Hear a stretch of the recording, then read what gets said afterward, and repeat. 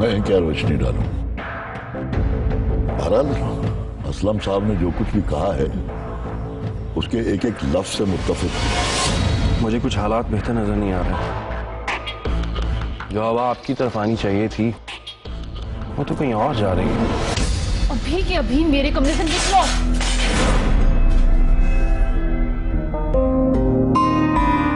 भाई मैंने सुना है कि आपका सोहा से रिश्ता तोड़ दिया बाबा ने। पिछली 3 मीटिंग्स में इंसान तो दूर कुत्ता भी उनकी तकरीर सुनने नहीं गया। हम भी हार मारने वाले हैं। हमारा नाम भी नवाब वहीदुल्लाह क्या है। मामू, अगर उनके किसी सहाफी ने उल्टा सीधा सवाल कर दिया तो?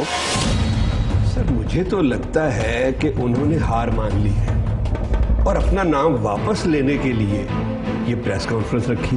कैसी खुशी लेके आया है चाँद, कैसी खुशी लेके आया है चाँद।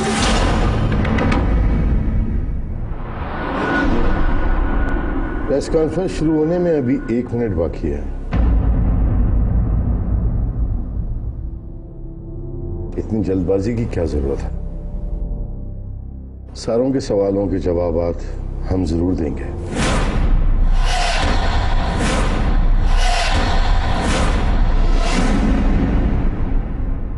कैसे?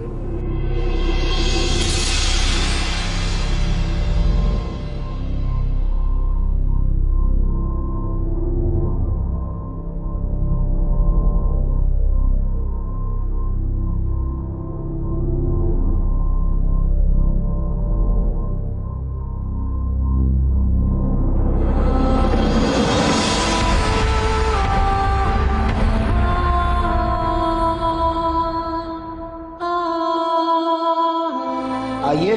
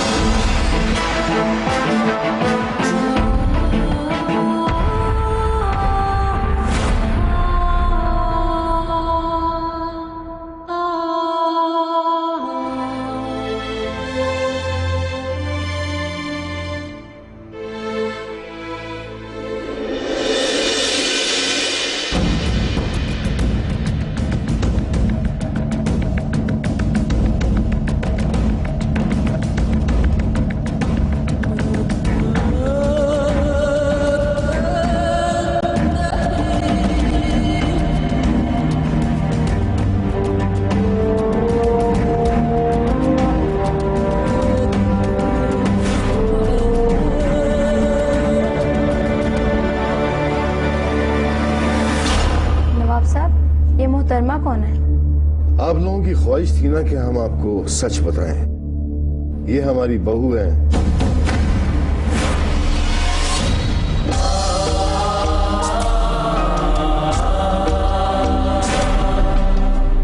और वो हमारा पोता।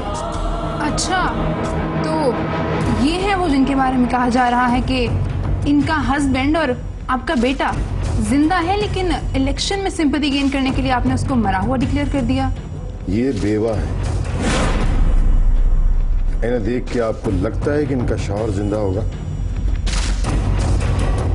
और ये हमारी कुर्सी के लिए इस तरह की जिंदगी जी रही हैं।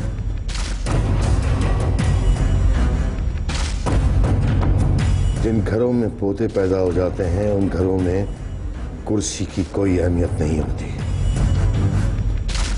चौथी बार इलेक्शन लड़ रहे हैं। अगर ऐसा ही होता तो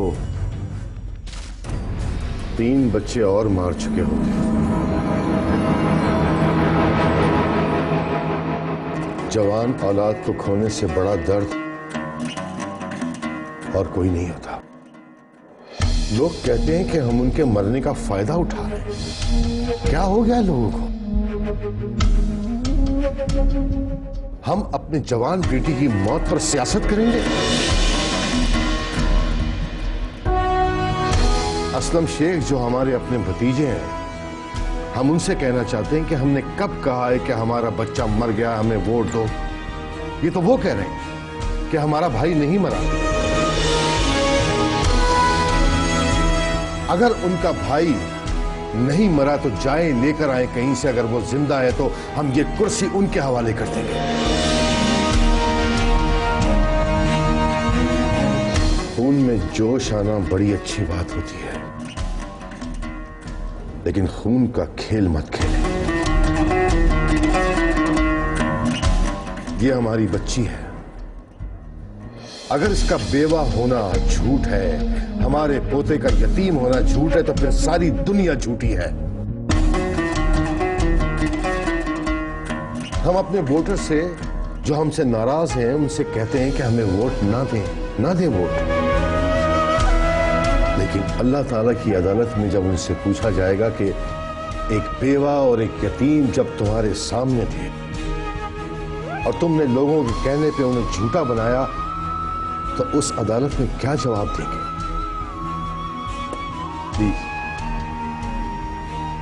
लाशों के ढेर पर सियासत की कुर्सियां ना लगाएं। दर्द की कोई कमी नहीं है यहां। अब हमने अपना फैसला आवाम और ऊपर वाले के हाथ पर छोड़ दिया। सारे सच झूठ सवाल जवाब खत्म कर दिए हैं हमने, क्योंकि जवान बेटे के मरने के बाद हमारी जिंदगी खुद एक सवाल बनकर रह गई है।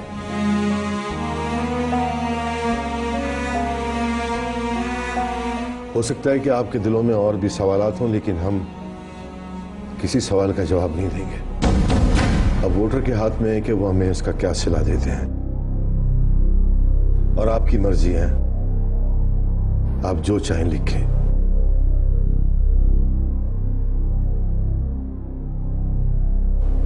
हम सच्चाई के साथ हैं। बहुत बहुत शुक्रिया आप लोगों का।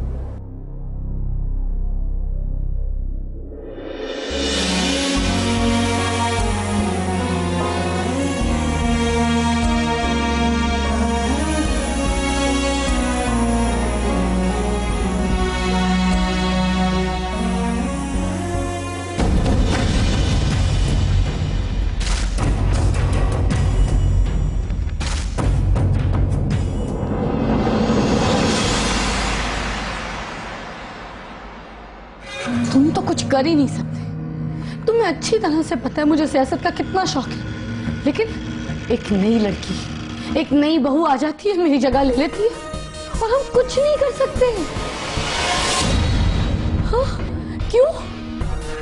क्या मैं इस घर की बहू नहीं हूं? क्या मुझ में वो काबिलियत नहीं है? क्या ससुर सबको दिखाई नहीं देता? देखो, इस वक्त अब्बू की हालत ऐसी है कि खुशी और उस बच्चे का उनके साथ रहना ज्यादा जरूरी है। असलम साहब को तो तुम जानती हो। ससुर साहब अपनी जीत के लिए मुझे नहीं हरा सकते।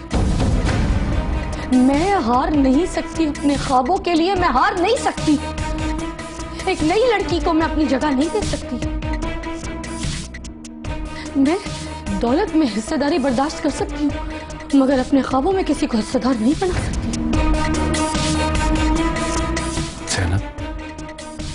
तुम समझ नहीं रही हो। अरे छोड़ो, तुमसे तो बात करना ही फजूल है। तुम मुझे कभी अच्छे लगे ही नहीं, और अब ये ससुर साहब भी मुझे अच्छे नहीं लगते। कोई अच्छा नहीं लगता, सब मुझे मेरे दुश्मन लगते हैं। तो ठीक है, फिर दुश्मनों का घर छोड़कर चली जाओ।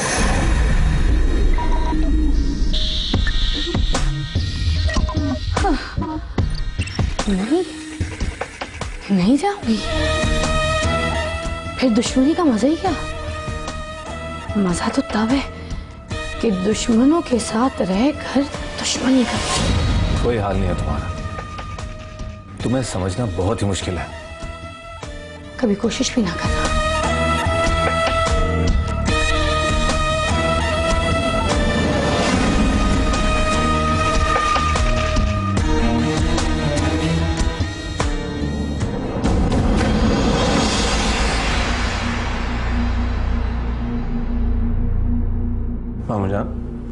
प्रेस मीट तो माशाल्लाह से बहुत अच्छी हो गई। आप किस सोच में पड़ गए? कैसर बेटा, शतरंज का खेल दो खिलाड़ी खेलते हैं, लेकिन जीत उसकी होती है तो ये सोचकर बैठे कि अगली 4 चालों के बाद कौन सी चाल चलनी है। हम ये सोच रहे हैं कि आमिर और असलम की जोड़ी अब क्या गुल खिलाएगी। क्या गुल खिलाएगी मामू जान? आपने उन्हें किसी काबिल छोड़ा ही नहीं। अब बहुत थक चुके हैं, चलिए घर चलते हैं, थोड़ा आराम करें। नहीं, आप जाइए, हमें कुछ देर के लिए अकेला छोड़ दीजिए। जी। और खुशी भाभी? उन्हें भी साथ ले जाइए।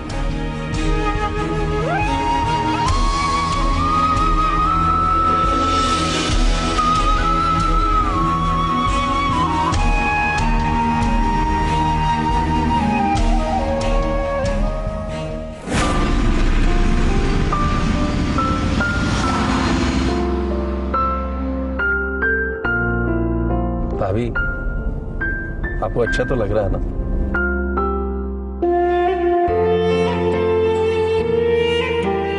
आपने जवाब नहीं दिया।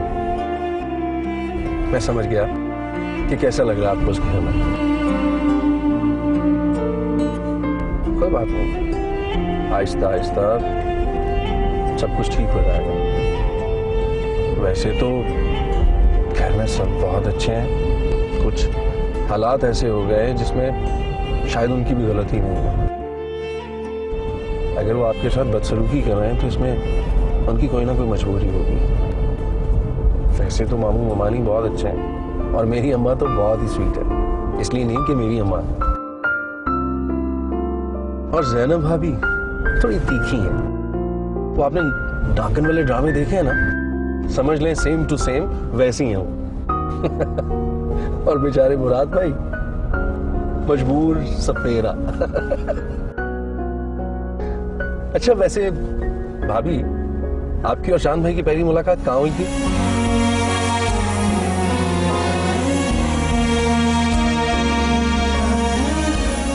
शायद आप बताना नहीं चाहते, सॉरी।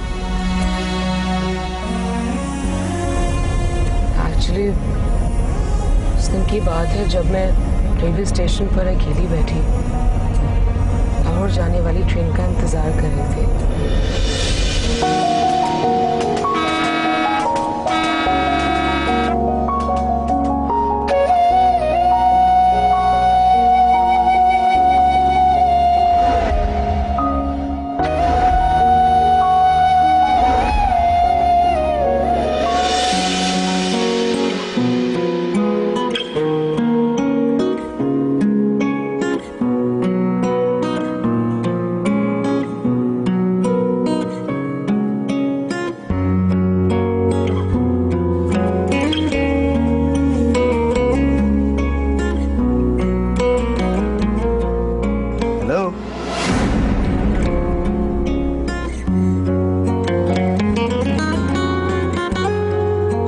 मेरा नाम चांद है। दरअसल मैं चांद रात को पैदा हुआ था ना, मेरे माँ बाप ने मेरा नाम चांद रख दिया। चांद की तरह ही खुशनुमा, जगमगाता, मुस्कुराता था। वैसे आई एम स्टिल शाइनिंग। आप जरा नजर उठा के देखेंगे तो पता चलेगा।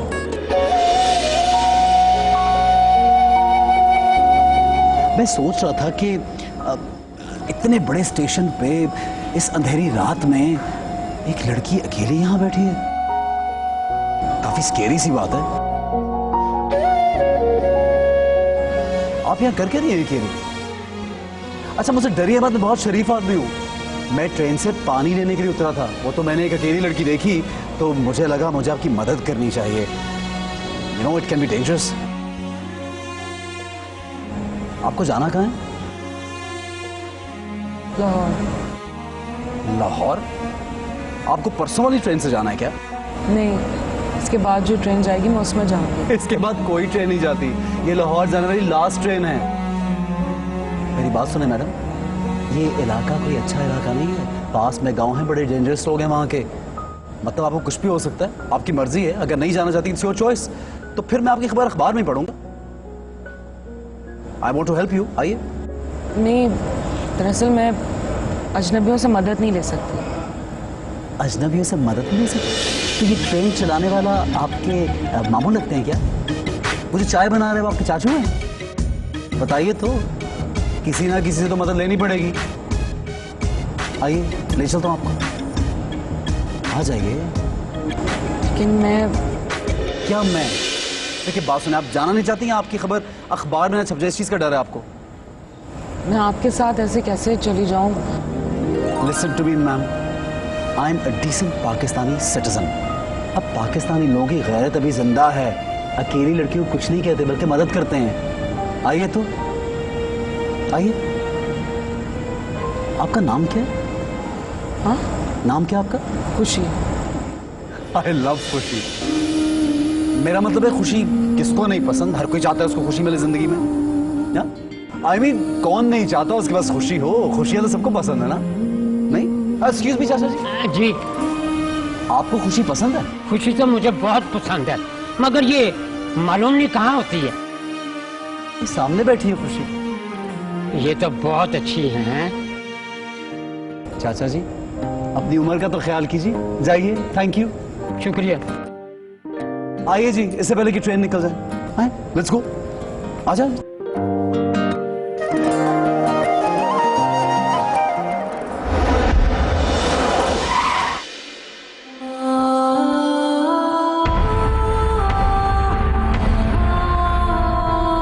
चले भाभी, घर आ गया।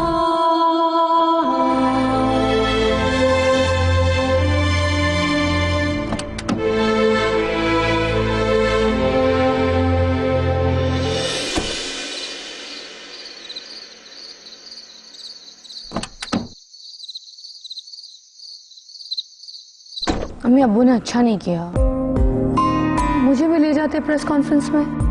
मुझे सियासत का इतना शौक है। आपको पता है मेरे अब्बू ना 3 साल एजुकेशन मिनिस्टर रहे। और एक और बात बताऊं, अभी मैंने रात को ना ख्वाब में देखा कि मैंने नवाज शरीफ को 3 लाख वोटों में शिकस्त दे दी। वाह भाई, जबरदस्त। खैर 2-4 दिनों में इलेक्शंस भी शुरू हो ही जाएंगे और वो भी इस घर से 2-4 दिनों में आज चली जाएगी। लो आ गई। आ गई तुम अपना मनुष्यता लेकर। खैर जल्दी जान छूटने वाली है तुमसे। अच्छा सुनो, नाम तो तुम्हारा खुशी है, मगर जब से तुम इस घर में आई हो तुमने हमारे घर का माहौल गम में तब्दील कर दिया। अम्मी चुप रहो। तुम्हारे इस घर में आने के बाद मेरी बेटी जो दुख झेल रही है वो मैं ही जानती हूँ। जाओ जाके किचन में सबके लिए खाना बनाओ। सुना नहीं तुमने अम्मी ने क्या कहा है? चलो जाओ, जाके अपना काम करो। निकलो।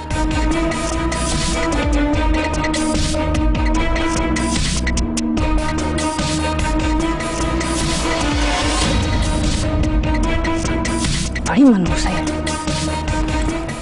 Can't take it. अभी ये शहर इतना भी नामेहरबान नहीं हुआ हम पर कि हम अकेले कहीं आ जा भी न सके। हमें भी कोई ऐसी चाल चलनी है कि उसके साथ बुरा ही नहीं, बहुत बुरा हो।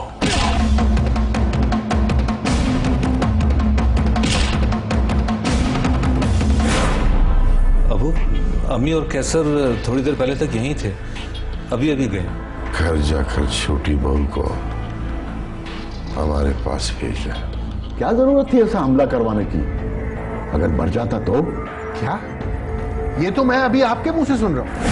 कौन हो सकता है जिसने आप पर यह हमला करवाया, वो भी इलेक्शन से 2 दिन पहले?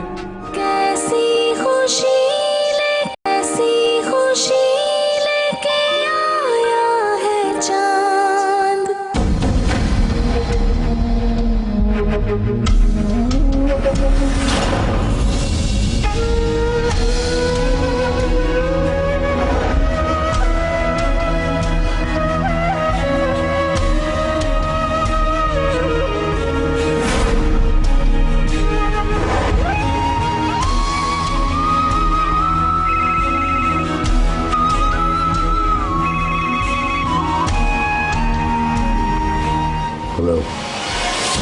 साहब, प्रेस कॉन्फ्रेंस कब की खत्म हो गई, सब घर आ गए हैं, आप कहाँ हैं? हम अभी ऑफिस में ही हैं। इतनी देर तक ऑफिस में क्या कर रहे हैं आप घर आ जाइए, मैं मुराद को भेजती हूँ आपको लेने के लिए। नहीं जमीला बेगम, आप इत्मीनान रखिए, हम आ जाएंगे घर पर। अभी ये शहर इतना भी नामेहरबान नहीं हुआ हम पर कि हम अकेले कहीं आ जा भी ना सके। खुदा हाफिज। चलें, ठीक है, ओके।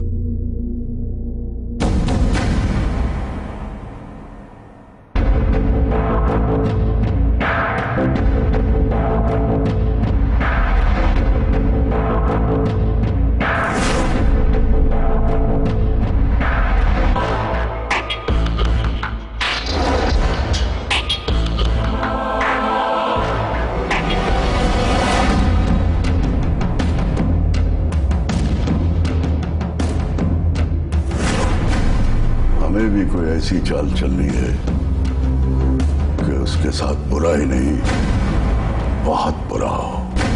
वाकई उसके साथ बहुत बुरा करना होगा। छोटी छोटी चालें चलने का कोई फायदा नहीं, कोई ऐसी चाल चलनी होगी जिसका वो कभी जवाब ना दे पाए।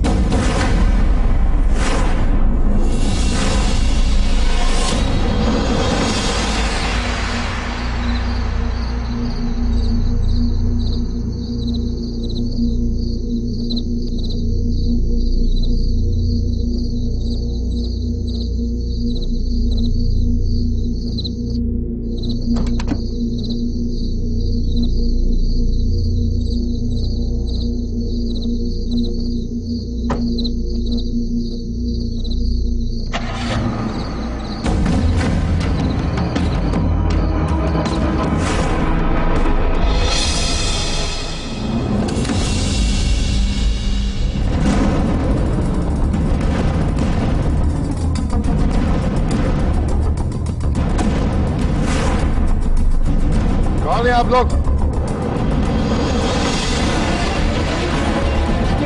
गार्ड!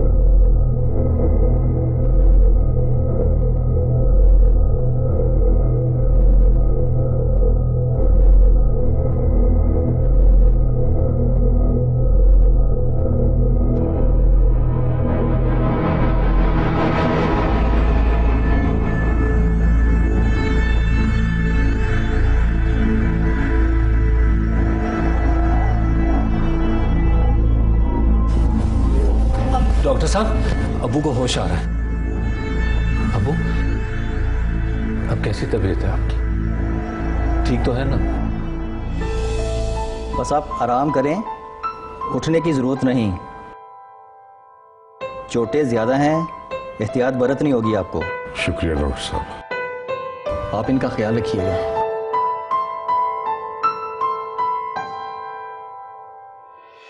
मुराद बेटा, अम्मी कहाँ है आपकी? अबू, अम्मी और कैसर थोड़ी देर पहले तक यहीं थे, अभी अभी गए। आप भी जाकर आराम कीजिए, हम भी आराम करते हैं। ज़ैनब बेटा, घर जाकर छोटी बहू को हमारे पास भेज दें।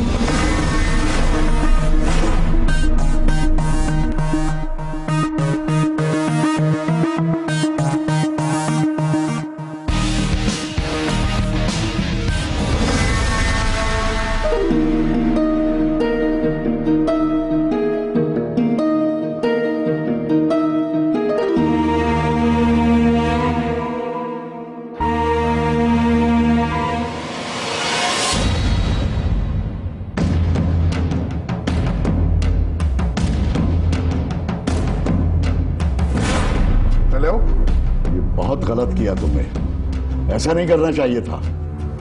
आमिर साहब ये आप क्या कह रहे हैं? आप होश में तो हैं?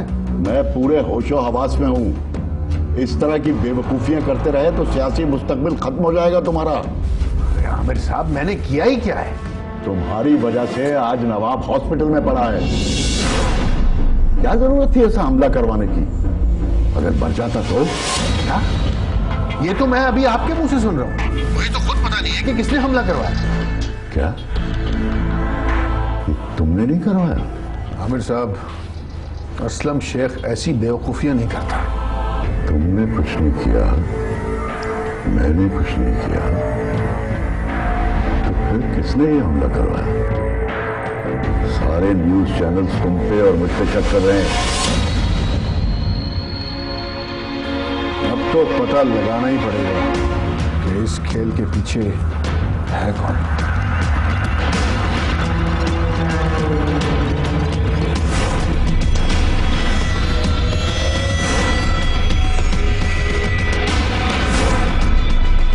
हेलो, इमरान साहब कहाँ हैं आप?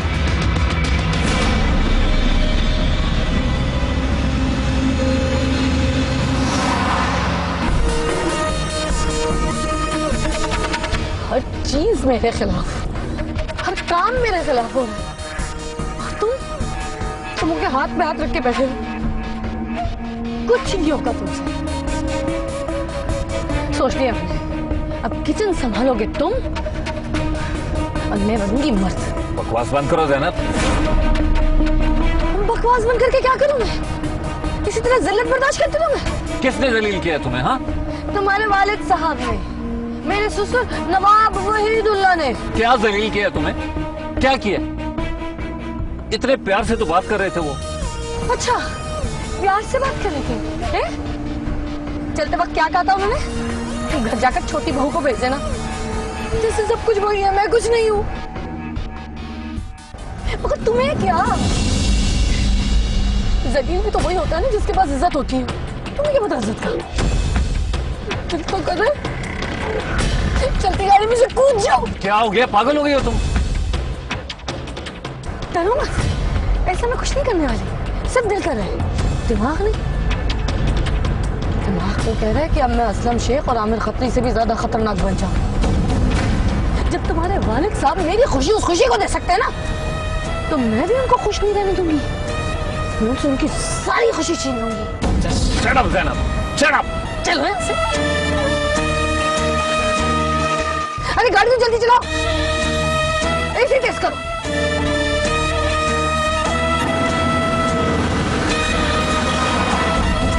खुशी, खुशी, खुशी। जी भाभी।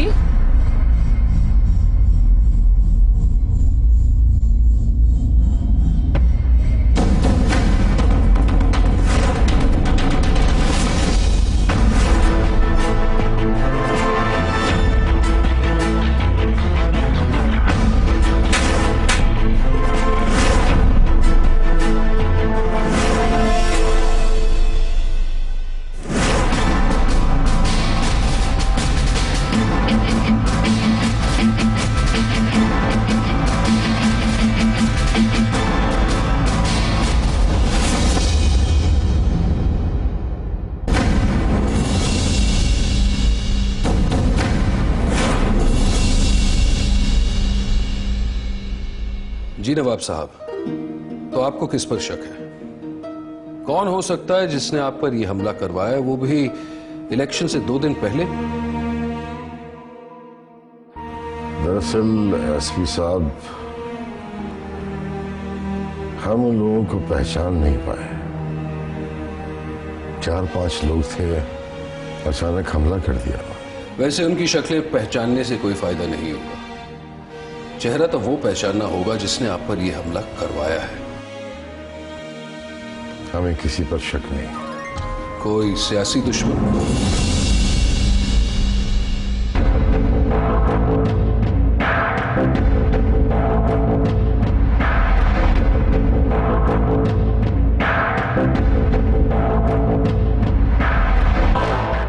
कैसे हैं एसपी साहब? ठीक तो है ना? माफ कीजिए असलम साहब, लेकिन मैं नवाब साहब का बयान ले रहा हूं, तो आप प्लीज बाहर उठिए। इनसे मेरा खून का रिश्ता है। जो भी हो, मैंने कहा ना, बाहर इंतजार कीजिए।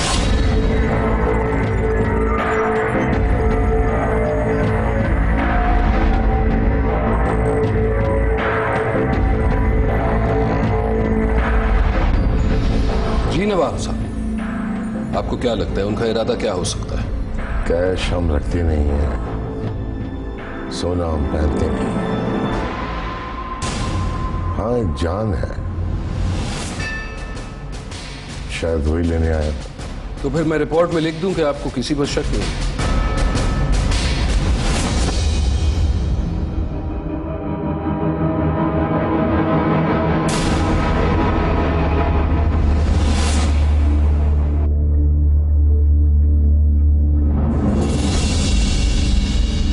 एसपी साहब, क्या अब मैं अंदर जा सकता हूं? आपका तो खून का रिश्ता है ना, तो मुझसे क्यों पूछ रहे हैं? जब खून का रिश्ता है तो फिर मुझे बाहर क्यों भेजा? मेरी 12 साल की नौकरी में एक चीज मैंने जरूर सीखी है, जहां खून का रिश्ता हो ना, सबसे ज्यादा खून वही बहता है। तो आप मुझ पर शक कर रहे हैं? व्हाट द शक यार, गनीमत है कि फिलहाल सिर्फ शक कर रहा हूं। अगर यकीन होता तो सलाखों के पीछे होते।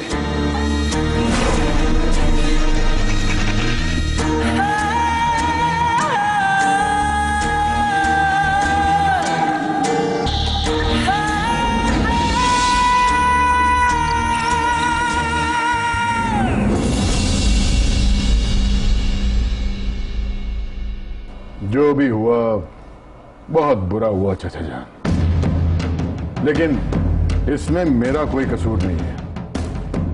जाहिर है आपका शक इधर भी होगा। किसने कहा है उसे? हम जानते हैं कि ये सब आपने नहीं करवाया।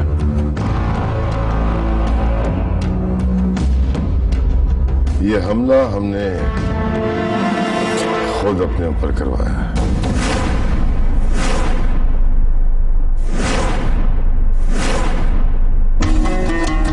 जाइए, जाकर कह दीजिए सबसे। सियासत हो या आम जिंदगी हो, हमारे सामने तो आप भतीजे ही रहेंगे।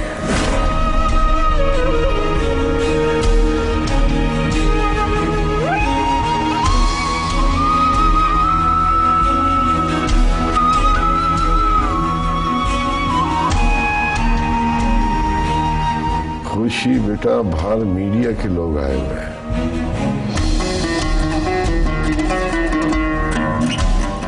उनसे जाकर कहिए कि अब हम बिल्कुल ठीक हैं।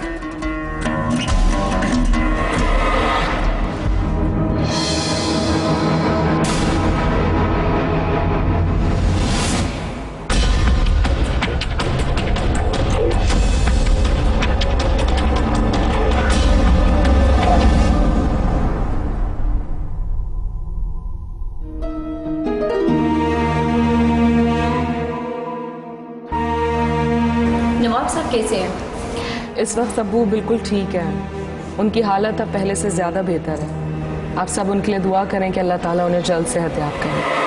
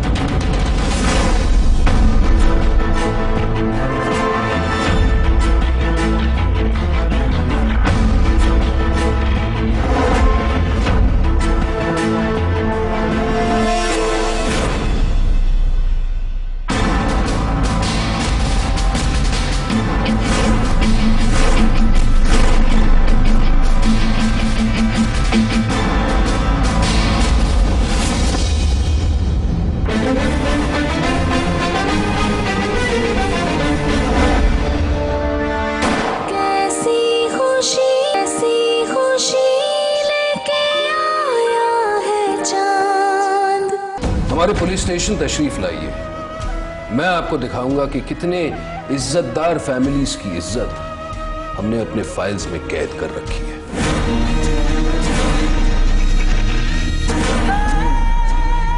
तुम लोग पुलिस के सामने बयान दे दोगे कि नवाब साहब ने तुम्हें कहा था कि उन पर हमला करो।